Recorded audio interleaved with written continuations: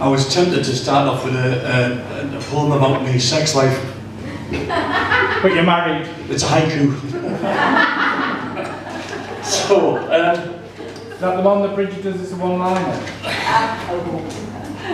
So, yeah, I changed my set. I actually did work out a set list today, because I usually just make it up when I come along. But this needs to come down a bit. It'll be fine. So, I changed this after chatting with Natalie, and we've got Yorkshiremen in the room as well. It's quite alright, I have this effect all the time. But last year we were in Haworth, where Natalie was saying she's going to be staying shortly to go and do a gig down there.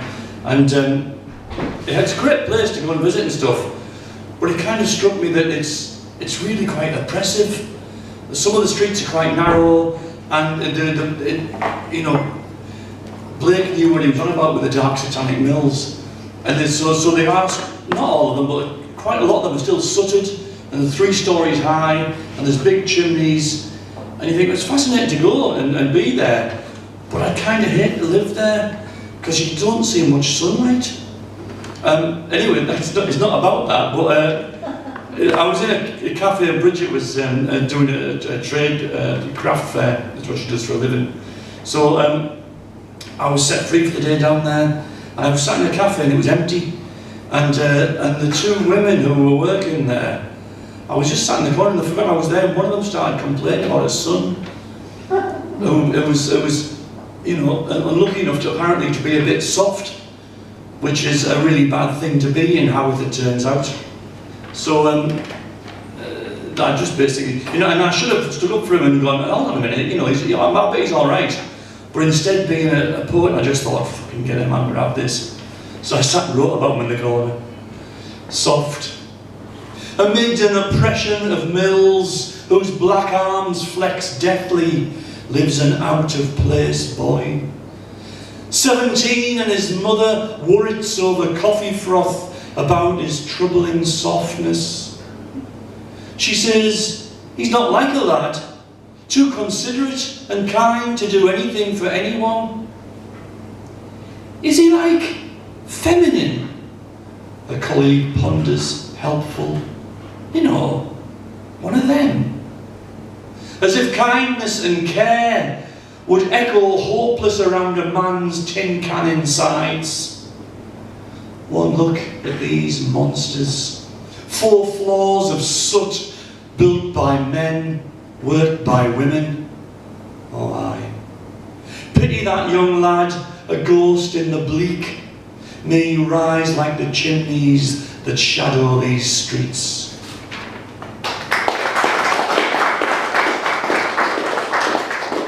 So instead of doing what I usually do, which is try and make people laugh a bit and stuff, I'm just going to do straight poems tonight and just read.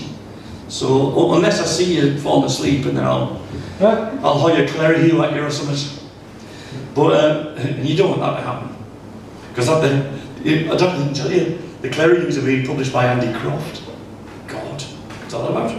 Training. I know, training. So anyway, this is another cafe thing. I spend a lot of time in cafes, you might guess. And there was a lad there with the euphemisms we use to try and be polite about people's appearances and all of that. And he had a vivid red mark on his cheek. I mean, it was like huge. And I just thought what it would be like to be growing up with that and then get to his age. And I thought, well, it might be nice. Maybe he has a different view of stuff. The Strawberry Boy. I no longer notice the glances, furtive, crimson, think bubbles bursting mid-air, full of pity and wind. For such terrible marks, these beetroot blushes that must have made my life miserable, hard. But I know the truth from the lips of my mother. I have been blessed by strawberry kisses. A peck for every mouthful she stole from the good earth, while her harboured little secret awaited his moment in the sun. And as each season steals another slice of her away, I carry her sweet tooth as a photographic display.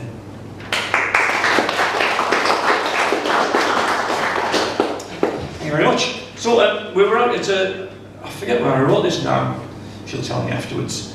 We were at a park, and you know those kind of where, I don't know if it's National Trust or whatever, wherever this space was. There was like a bear carved out of a tree stump, and it was lovely.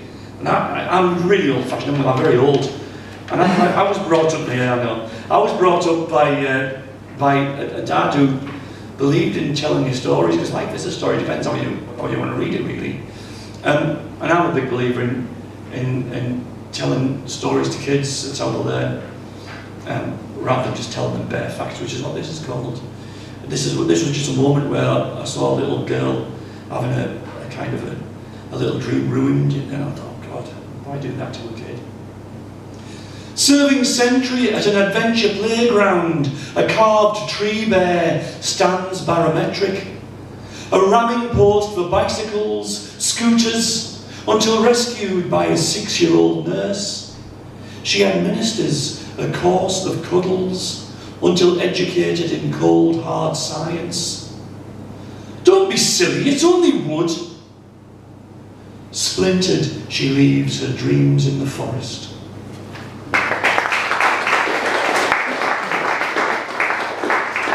So I'm trying to keep away from Brexit because it's bad for my blood pressure. It's the same reason I stopped you watching Question Time years ago. It just encourages them. This isn't about Brexit, but it's about somebody who I'm sure would be able to do something decent with it. And it was badly missed at the minute. It's called More. Oh, and if anybody reads Momentum's autobiography, Moreland's autobiography, Momentum, she reveals that at a function, Ian Paisley went up to her husband and said, "Did you know your wife sups the devil's buttermilk?" He was talking about whiskey. That's what it was to him. The devil's buttermilk. What a lovely man. This is a short one. More. Wigless, shoeless, prideless, priceless. Shook hands with monsters, made deals with devils, stared them all down and drank to their kin. Dignity and grace sucked the devil's buttermilk and is missed like peace in dangerous days.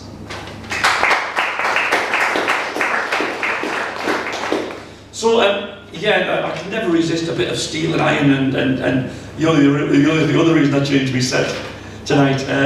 In the 1980s, I actually had a proper job.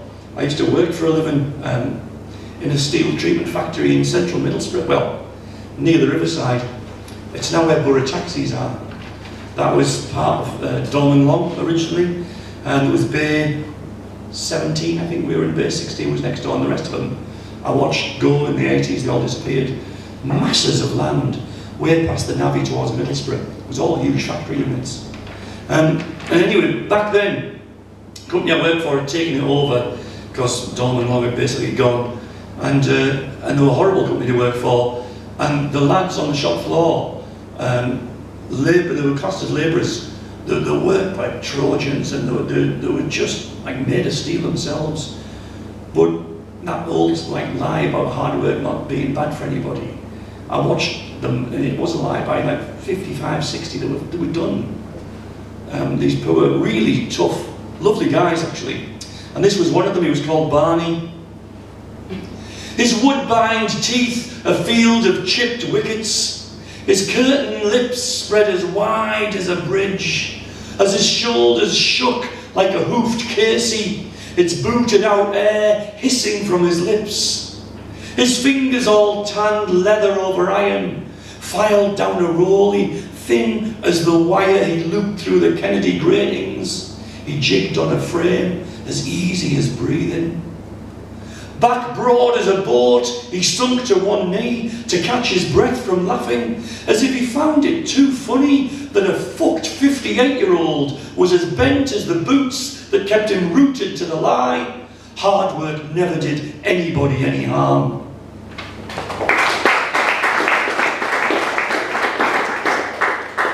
I'm getting a bit hoarse, I should have brought my drink with me, never mind. Same place, there was a lovely fella called Mick, and he was, this is from town, which isn't here tonight, but I have spare copies if anybody wants one. It's a bit like that poem earlier, but soft about, it's a really hard working community. And he was a gent, as the other lads euphemistically referred to him. I think he was gay. He was just different, and he was a lovely bloke. He was about 32. I was 19, 20.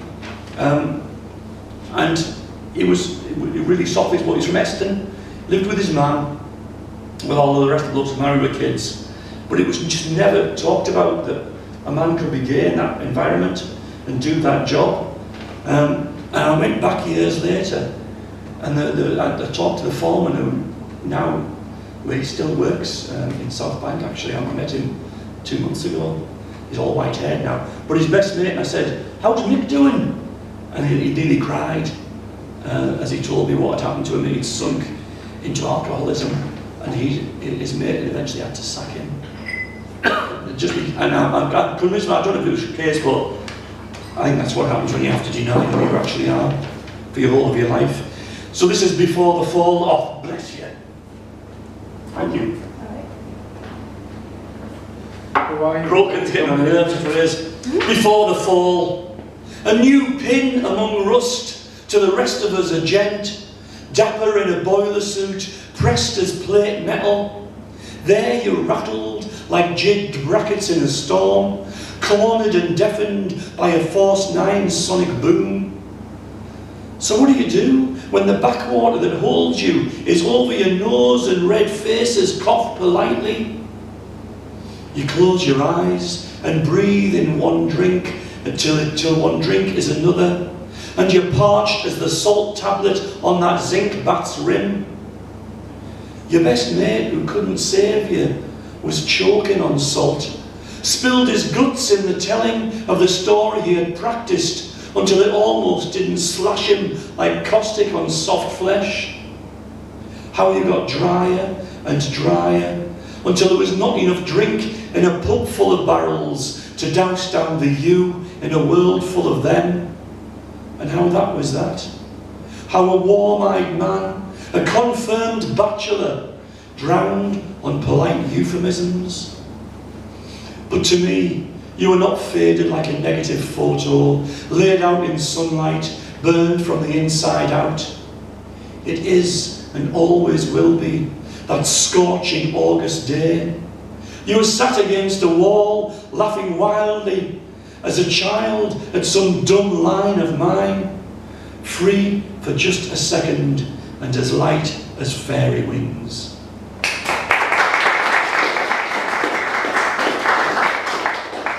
So, I feel I should, do you think I should do something stupid, or should I just carry on and do miserable boy? Do something stupid, do you? Yeah. Stupid, yeah. No, I'll do, I know what I'll do. So, a few years ago, in what my kids now refer to as Dad's midlife crisis car, I went out and bought a sports car, a convertible thing, which is gone now. But the kids just were like, "It's got into you." So this is a haiku. June arrived in shades, wearing an open top car, winking, cool as fuck.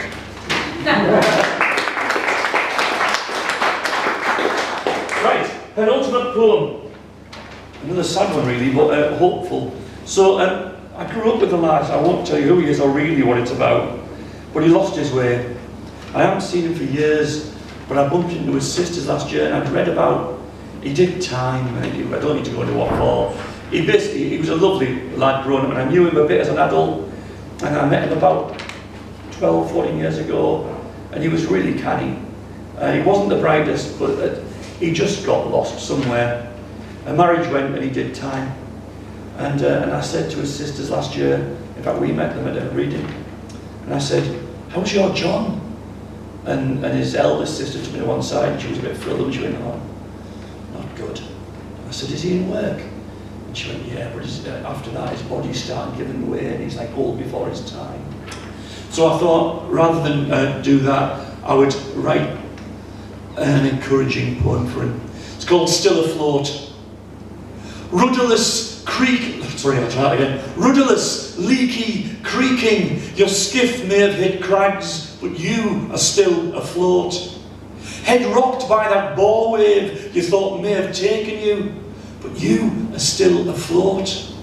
Keep breathing the free air, spill your lungs to the gulls, wash your face in the foam in the still of post-storm. Look up at the night sky, constant and true. Feel your way to the future, the past cannot claim you, for you are still afloat.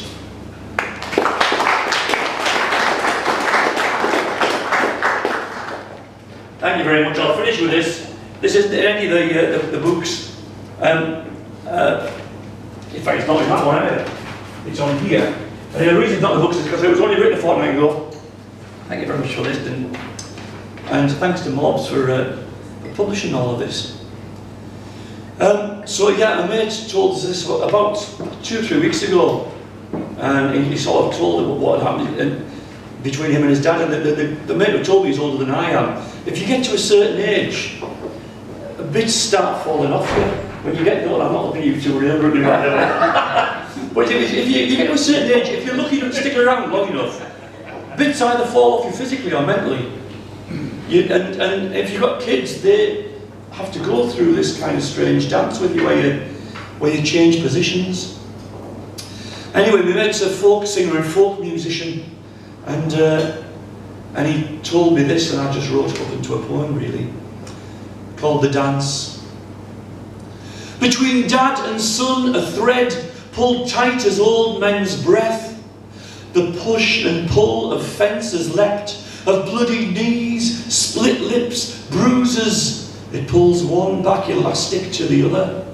And so the dance carries on, nose to nose, then spin away frenetic, until one day the music breaks, and the dizzied dancers find they have exchanged places. Still the boy pulls on, merciless, eyes tight closed, against the faltered stop-start ghost, now rooted in his father's shoes. Would that he could retrace all those fields, step back over the stiles, back into the apple of his daddy's eye, away from this strip-like clinical bed, the arrow of time magically deflected.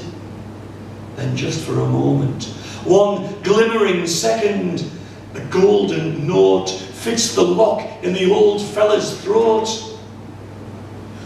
Where hast thou been since I saw thee? Jangles light, a jingling key, and a flicker from inside the mountain.